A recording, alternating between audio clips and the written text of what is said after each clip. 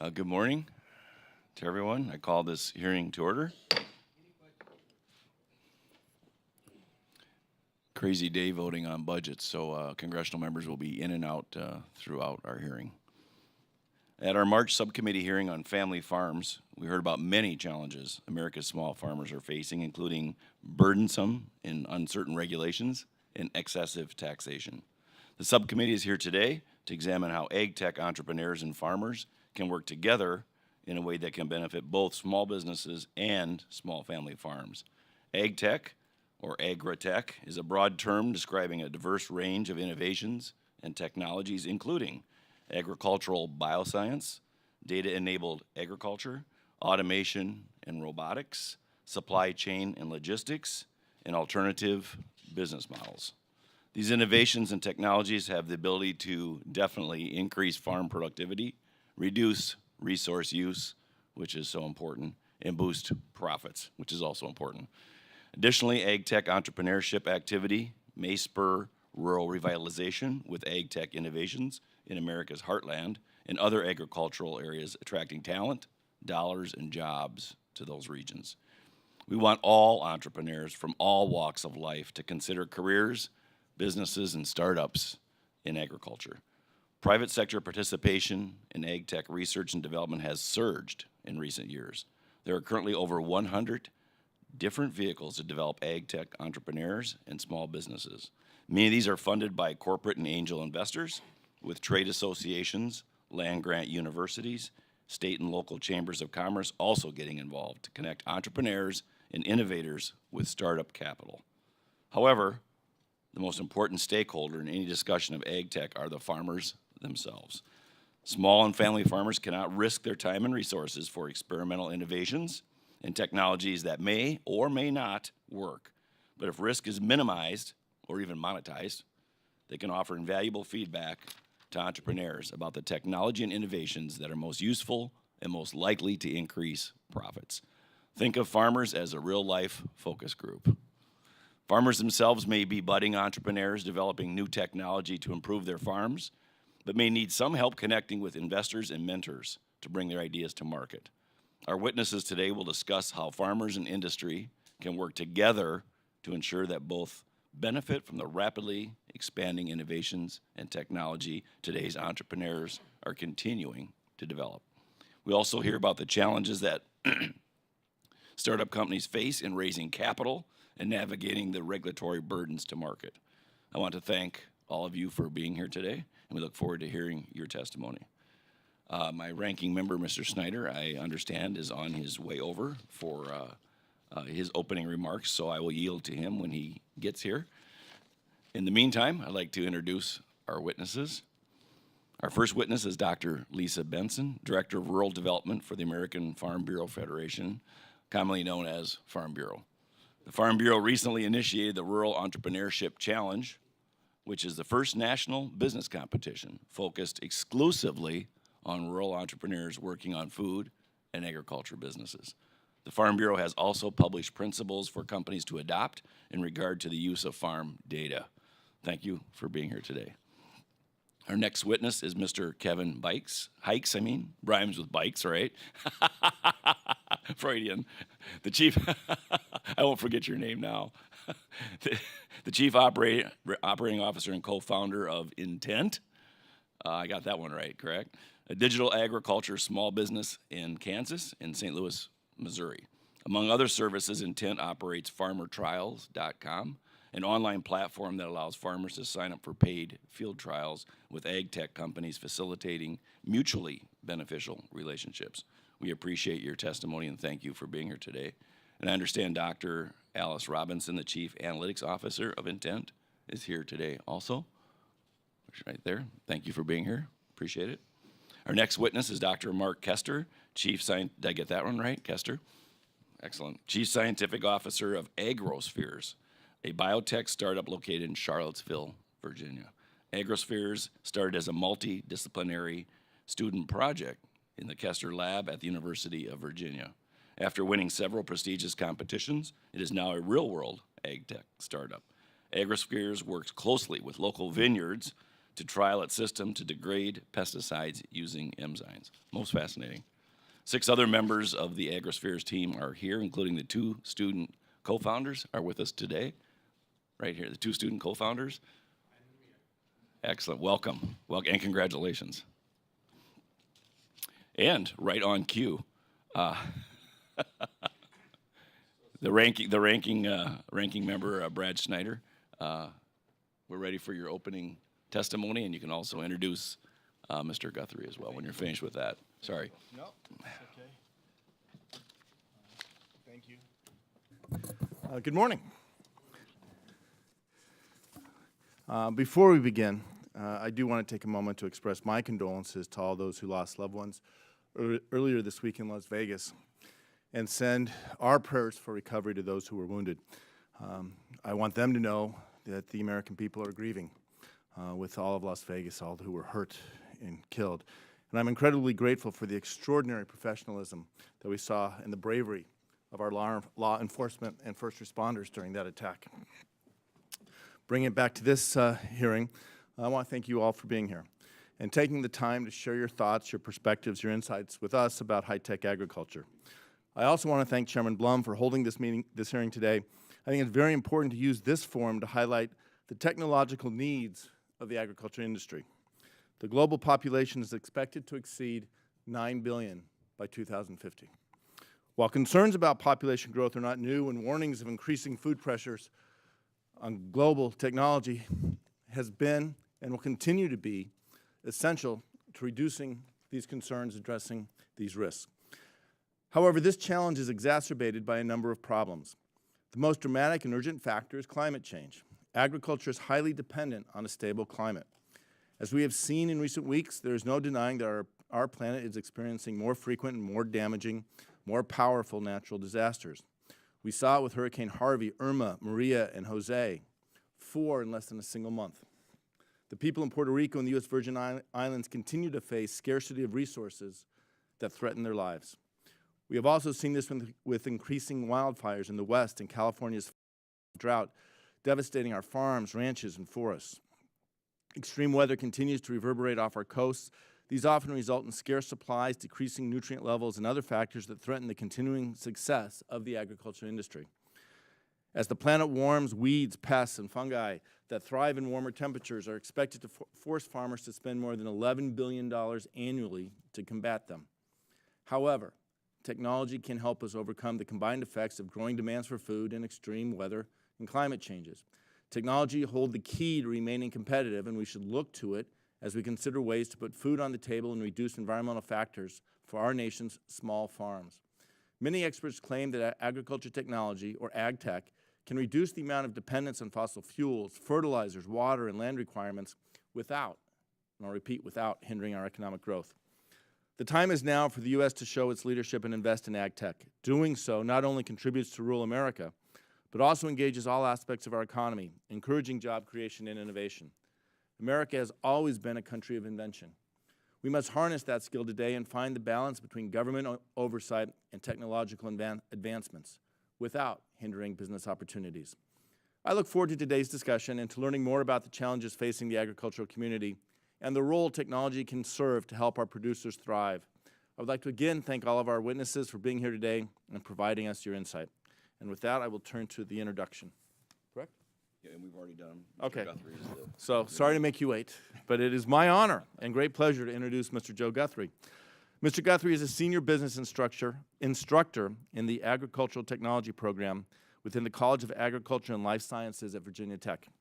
He taught courses on business, communications, and leadership since 2007 and brings over 25 years of agricultural business management experience to the classroom. Through this, he has helped educate a new class of innovators in the agricultural field with the skills and resources they need to succeed. Mr. Guthrie holds a bachelor's degree from Virginia Tech in agricultural economics and a master's degree as a Fulbright scholar from Massey University in New Zealand in agricultural economics and international trade. It is my pleasure to introduce Mr. Guthrie. Thank you for being here. Thank you, Mr. Snyder, and well done on the run. Thank you. I'd just like to take a second to explain our opening statements and the timing lights that you have in front of you. If committee members have an opening statement prepared, I ask that it be submitted for the record. The witnesses will each have 5 minutes to deliver your testimony. The light will start out as green. When you have 1 minute remaining, the light will turn yellow. And finally, at the end of the 5 minutes, it will turn red. And we ask that you try, if possible, to adhere to that time limit. I know you're thinking green, yellow, red. Something in Congress makes sense, correct? And with that, I recognize Dr. Benson for 5 minutes. Good morning. I want to thank Subcommittee Chairman Blum and Ranking Member Schneider and members of the subcommittee for inviting me to participate in today's hearing. My name is Dr. Lisa Benson, and I am the Director of Rural Development at the American Farm Bureau Federation, which includes 50 state farm bureaus, Puerto Rico Farm Bureau, and nearly 6 million members across the country. In my role, I lead the Farm Bureau's Rural Entrepreneurship Initiative, which provides rural entrepreneurs with world-class business training, networks, and resources to help them succeed. My professional career in research has centered on helping beginning farmers, ranchers, and rural entrepreneurs grow their businesses, overcome obstacles, become more profitable, which is key, and sustain economic development in their rural communities. Farm Bureau created the Rural Development Program and the Rural Entrepreneurship Program because our leadership personally witnessed the decline of their rural communities. Their children weren't returning home after college. Many of the local businesses were closing, and the infrastructure was deteriorating in those communities. Farm Bureau wants to reverse this trend by engaging on policies and creating programs that extend beyond the farm gate. We chose to focus on an area that sustains economic growth, creates jobs, and improves the quality of life for rural Americans. We chose to focus on entrepreneurship. As entrepreneurs grow their businesses, they hire their family, their neighbors, their friends. Entrepreneurs tend to purchase goods and services from local businesses. So as they thrive and prosper, so do those rural communities where they come from. Farm Bureau wanted a program where the rubber meets the road, and a program that highlights the success of businesses that are located in rural America. This led to the creation of the Rural Entrepreneurship Challenge and the Rural Entrepreneurship Initiative. In 2014, we kicked off the challenge, which is the first national business competition that focuses exclusively on rural businesses and ag and food businesses. The competition helps us identify excellent rural entrepreneurs that have unique products and strong business skills. In the first year, we had 95 applications. Now, in our fourth year, we had 471 applications from 47 states and Puerto Rico. Over time, we identified a trend in the competition. The entrepreneurs that had ag tech businesses dominated our winner circle.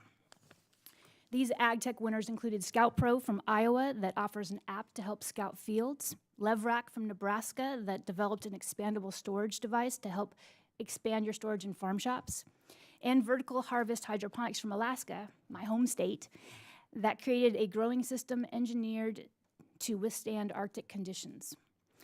Many of these ag tech entrepreneurs came from family farms or farming communities. They saw problems on their farms and then created solutions to address those. A hurdle that many of these ag tech entrepreneurs expressed to us was trying to find enough capital to scale up their production to meet economies of scale. They considered reaching out to investors, but were reluctant to give up equity in their businesses, and also weren't sure what terms to expect in a deal. To address this challenge, we created the Agriculture Investment Summit, and it brings together rural entrepreneurs with venture capital funds and accelerator programs that target rural investments. We brought together 35 rural entrepreneurs and 15 investors, representing more than $300 million in investment funds. 2 of those entrepreneurs are in negotiations now with investors they met at the summit. Through the Rural Entrepreneurship Initiative, Farm Bureau has supported more than 1,000 rural entrepreneurs from 37 states, including Hawaii and Alaska.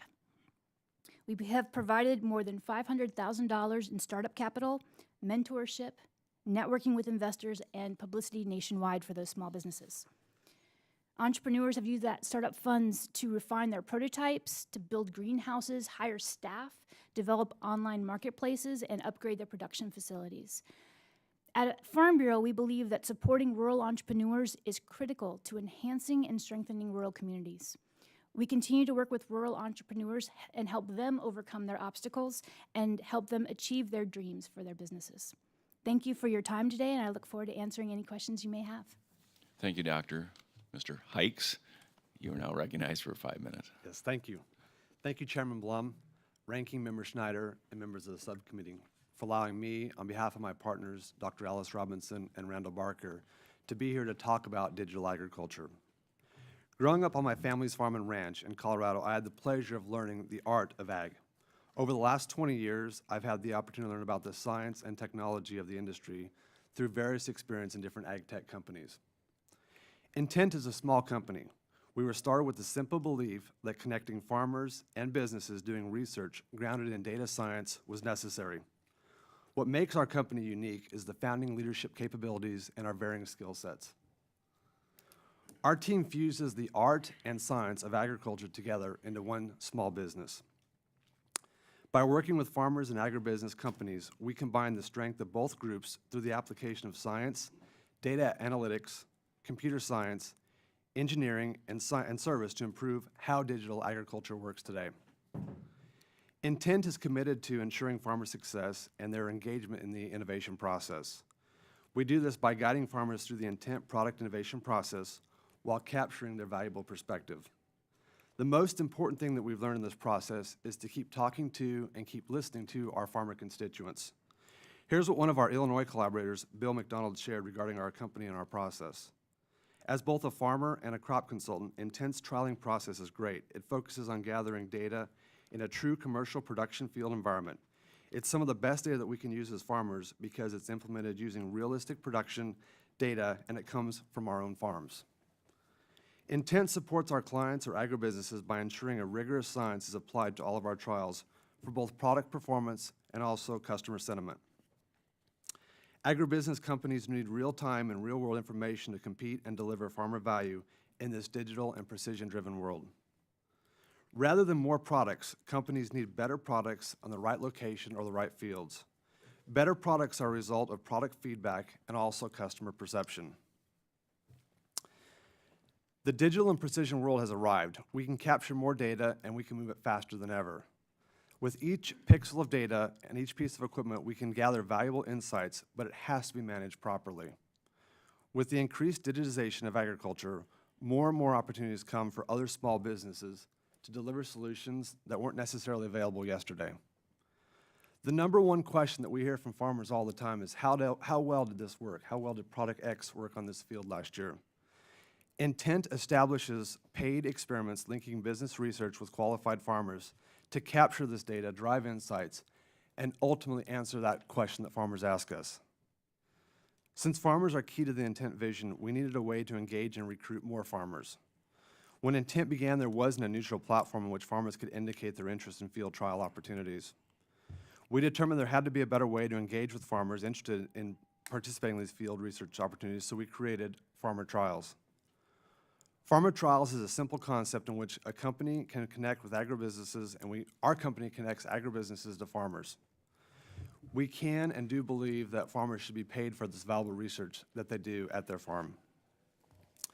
New technologies need to be evaluated on real farms to understand the value and utility. Farmer Trials is a place in which objective data and farmer feedback regarding new technologies can be used to drive faster and better innovation. With regards to the ag tech industry, there are more and more solutions being introduced to the market by startups throughout the U.S.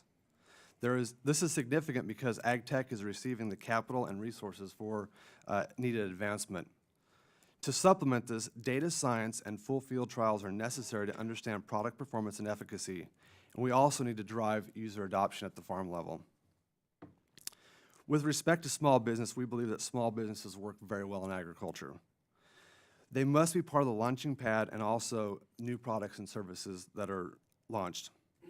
Small business can be agile and move quickly and respond to the complexities that we see in agriculture today. Additionally, some small businesses can engage and expand rural communities by growing businesses, employment opportunities, and also by deploying technology resources. On behalf of our small business Intent, thank you for allowing us to be here today to talk about agriculture, technology, and small business. Thank you, Mr. Hikes. Dr. Kester, you're recognized for 5 minutes. Thank you very much. Good morning, Chairman Bloom, Ranking Member Schneider, and distinguished members of the Small Business Committee. I am Mark Kester, the Chief Scientific Officer of Agrispheres, a biotechnology company in Charlottesville, Virginia. I would like to acknowledge 6 members of the Agrispheres team behind me, the true student entrepreneurs behind this company who are with me today. We thank you for calling attention to agricultural technology, entrepreneurship, and for inviting us to tell the story of Agrispheres. We would like to share what we have learned from taking this company from a student-run project in my laboratory to a standalone, profit-margined business where we are going to change the way agriculture embraces technology. Agrispheres is an ag biotechnology company based in Charlottesville, Virginia, working on simply nanotechnology-enabled, environmentally friendly biocontrols. Let's break it down. All we've done is created a FedEx truck that's designed to deliver on time, all the time, to the plant. Simple as that. What we actually have done is we've taken a bacteria and we've engineered it to make a specific protein. And that protein is a biocontrol that lets plants thrive. Now, when the bacteria makes this protein, we also got the bacteria to divide. But this is where the intellectual property comes in. We got to divide to 2 cells, not 50-50, but 99 to 1. 99% of one of the cells has all the genetic material. The 1% is just a membrane expressing the protein, the biocontrol, no genetic material. So we made genetically modified organisms without genetics. And we did one other thing. We also got this 1% to actually express certain proteins on the outside that bind to plants. And just as a FedEx truck can deliver on time all the time, in the back there are packages, and our FedEx trucks, there are packages which are biocontrols. That's the Agrispheres product. So how do we actually develop this really, really quickly? It said that there's, our new business is 1/3, 1/3, 1/3. It's 1/3 the gee whiz science, it's 1/3 the intellectual property, and it's 1/3 the team. That's the team behind me. They're student entrepreneurs. And in fact, I'm embarrassed now, Payam Portatayari, who actually graduated with pretty much the highest GPA in the engineering school of UVA. He applies to med school. Doesn't get into med school, he gets into MD, PhD programs. Not only will they give him an MD, they'll give him a PhD, and they'll pay him for it. Highest honor in that realm. He gives up that to stay with Agrispheres. That's the passion, that's the entrepreneurship that we expect, that hopefully we will grow with these new student-run businesses as we take them out of universities and take them into real-world applications. The second thing we learned is we have to engage the farmer early in the process.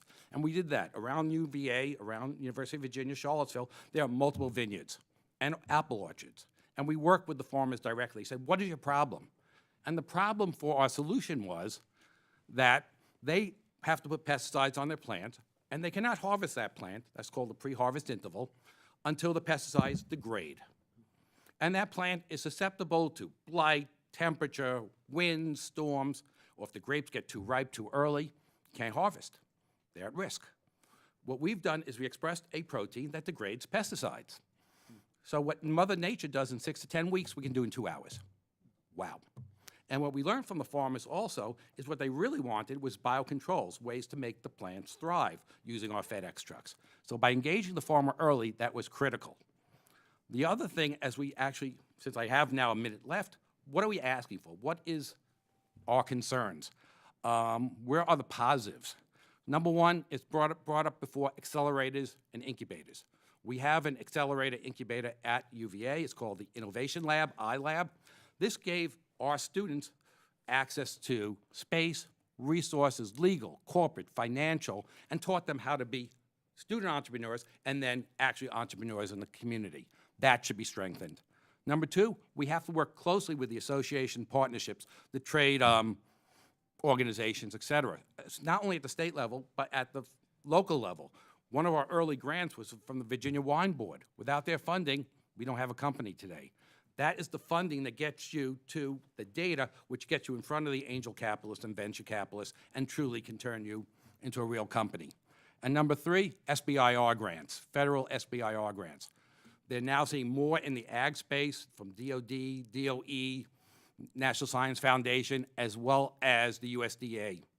What's really important is that we streamline how quickly we can evaluate these grants. When we put a grant in, it can take anywhere from 9 months to 18 months to find out if we're truly funded.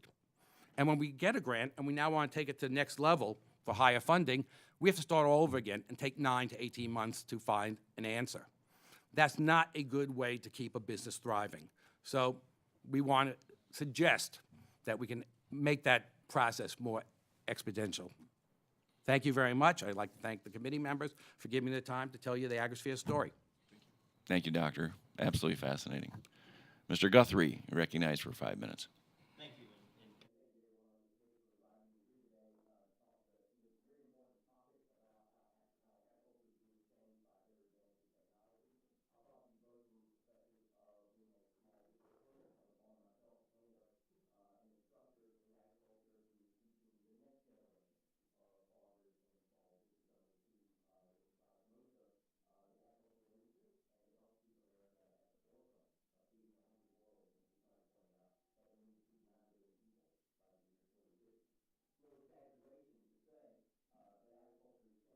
Past 100 years than it has perhaps in all of human history combined before that. As an example of that, my father that was pulling a plow, 25, I'm sorry, I didn't have the microphone on. I thought, oh, good enough. Well, I'm using my teaching voice. Walked behind a horse that was pulling a plow. A quarter century later, he was driving a tractor with a power of 100 of those horses. By the time he handed the farm off to me, we weren't even plowing fields anymore because we were using zero tillage techniques as a soil conservation measure, just to show you how much agriculture has changed in a brief period of time. What will the next 25, 50, or 100 years bring? There's no way for us to tell that any more than people 100 years ago could have foreseen the advances we have now. But there's no question that precision agriculture is an all-important driving force in crop production, and it appears that it will be even more important in the future. Precision agriculture is a term used to describe several related technologies used together to decrease input cost and increase yields. Those technologies include soil and yield mapping with GPS, tractor guidance systems that allow for automated tractor operation in fields, and variable rate applications of fertilizer, chemicals, and seeds. Unmanned aircraft or drones are also often incorporated for many different applications as well into those systems. A USDA study released last year found that precision agriculture was used on 30 to 50% of America's corn and soybean acres in a 2010 to 2012 time frame in which the study was done. No question that those acres have increased substantially since then. To give you an example of the use of precision agriculture and how it's transforming how we farm, I visited a dairy farm in Central Virginia last year where one of my students was doing an internship, and the farmer said, "Joe, come back in a year and you won't see me sitting on the seat of a tractor planting corn. Instead, I'll be sitting at a desk in front of a computer monitor watching 5 different tractors with no driver on them in 5 different fields, pulling 5 different corn planters at the same time, all using precision agriculture." Each one of those planters, by the way, would be able to change the rate and variety of corn seed to match the precise conditions of the soil the planter is driving over. So the implications of this technology is, as you can tell, staggering, and so are the changes it might have on our industry. First, the technology, while designed to improve profits, has been found so far to be only marginally helpful in improving profitability because of the high cost of the technology itself. Another consideration is that the precision agriculture and other advances will make more sense on larger farms, and so we would tend to think that we would see more larger farms adapt them more quickly, and that we would see a trend towards more large farms, and indeed we are seeing those trends. It's important to keep in mind, however, that even large farms in the U.S. are considered to be small firms, and in fact most are family owned. Another important implication of precision ag is a reduction in the number of people needed for farm labor. As you can imagine in that example I gave, there's no one driving those 5 different tractors. So that reduction in the need for farm labor is one of the benefits of the technology, but it has serious implications for rural communities. Another example of an innovation is so-called robotic dairies, in which nobody actually milks the cows anymore. The cow walks into a stall. She's milked whenever she wants to by a robot. Again, we're seeing implications for that and what that might do to rural communities. And we're also seeing larger and larger dairies with fewer people on them, and again, implications of that for our rural communities. Given the time limitations, let me just give you an example of what we're doing at Virginia Tech. We started a precision agriculture class 3 years ago using material and technology that was donated to us from a manufacturer. In fact, manufacturers are coming to us all the time asking to donate to us so that students can learn on that material. And I'd advise that, if you haven't done so already in your land-grant universities, to consider that as well. Thank you very much. Thank you, Mr. Guthrie. Fascinating testimony. Thank you very much. I'll recognize myself for 5 minutes now. I have too many questions and too little time, so I'll throw them out to whoever would like to answer them. First of all, I'm a small entrepreneur myself, so I love small business because I'm one of them. I was just sitting here thinking about the major corporations that are players in the ag industry, like Deere and Company. They're very big in my district. Case, Monsanto, lots of big names. Are they involved at all in any ways with you all? Are they helping? Are they standing in your way? Do you see them as somebody that once your technology catches on, that they would purchase your company? I'd just like to hear about the interaction of these mega corporations. Sure, and I pointed out with the technology that we're using in the classroom that's being donated to us from some of those major corporations, some of which you named there. We're also seeing not only big corporations, but smaller companies that are starting up and are developing and selling technologies, opportunities for college graduates in things such as sales and a lot of different opportunities. And keep in mind, even though those are large companies, they have a local presence as well. And so those companies, are hiring people, at the local level, at the local dealership. And so we're seeing some benefits from it already in having more professional college graduated students in rural communities as a result of that. Is there encouragement from the mega corporations? Because, I know of situations where it's just the opposite. They try to squash competition sometimes. So let me just add to that. Agrisphere already has a sponsored research agreement with a mid-size ag company. And that for a company that's only 9 months old, that's pretty awesome. Because I'm a small business, and they're a small business, but we want to be a large business. So we have to partner with mid to large size ag to really get our product out there. So it's part of our business plan. These are eventually, hopefully, will be our partners. We have to watch who we work with and how we work with them, but at the end of the day, it has to be a partnership. Let me just say that John Deere is one of our sponsors for the challenge competition. So there are many of these larger companies that have venture capital wings, and they see innovation working as rising the level of the water for everybody. All the ships rise. And so I think for them, the idea of having new technology gives them the opportunity to see what's coming down the pike, and they may not be as nimble as some of these smaller companies. So there's an opportunity for the entrepreneur to either grow their own business or to think about selling that technology to a larger company that can ramp up production. So for us, we see it as diversifying how that entrepreneur can grow. And I would say that those are our clients. We're linking the multinational agribusinesses to farmers. So the point that you made is exactly right on. There needed to be a neutral platform, and that's the void that our company fills, is how do you provide a neutral platform where multiple companies can work with growers in different assets. And what we try to do is some farm research trials work better for some farmers and some work for different companies. Our job is to link those together. And I would say when you talk about agility in small companies, some of the things that we're doing on the data science element we're able to move faster and be more agile in our approach. And so I think small business and working with farmers and linking those agribusinesses is the niche that we're filling. Thank you. We've got a minute left. How how interested is venture capital in agriculture these days? I've read and I've heard that they're increasingly interested. The money out west, Silicon Valley, very interested in ag. But I'd like to hear from you. Yes, very interested, but in my experience, they're still trying to figure out how to adjust to the different horizons that ag investments have. So people that are used to quick turnarounds with software, able to get in and out within 3 years and have a 10% return, you don't see those kind of returns in that horizon with a business investment.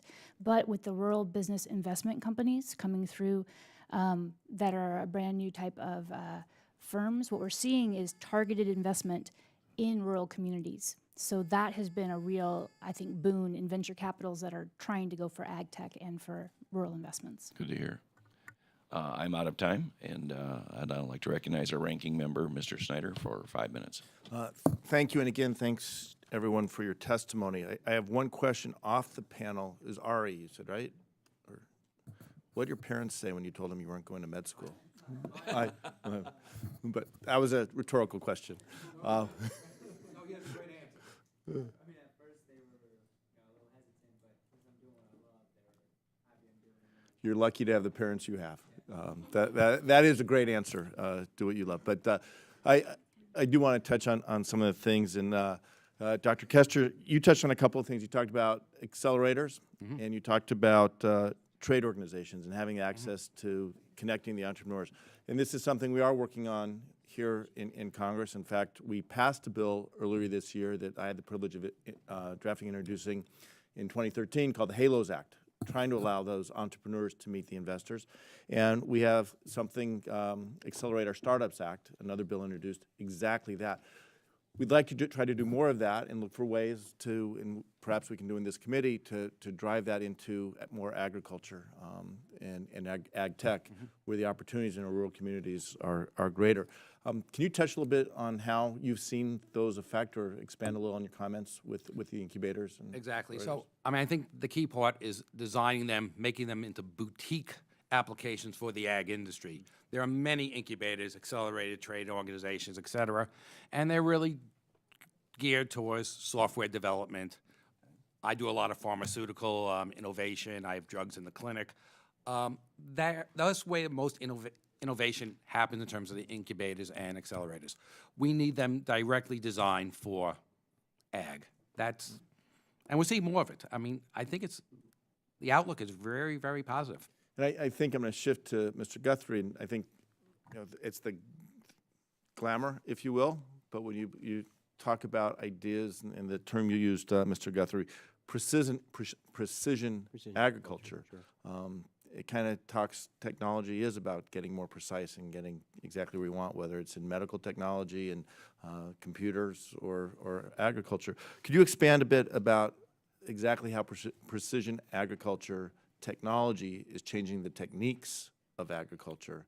And you talked about zero tilling, perhaps. Yeah, sure. And so what we're finding is a more and more sophisticated agricultural producer in the world today, one that needs to be able to adjust and to adopt ever increasingly more complicated and advanced technologies.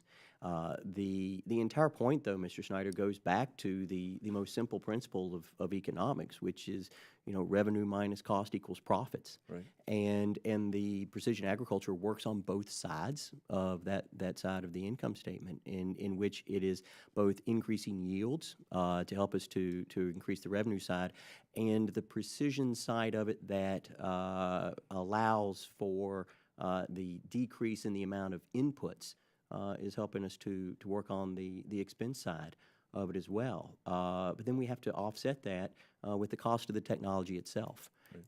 And so that's where we really are. And I heard the word risk brought up earlier, and that certainly is something that's important to consider, particularly as you look at legislation here and the new farm bill that has a lot to say about and a lot to do with farm risk.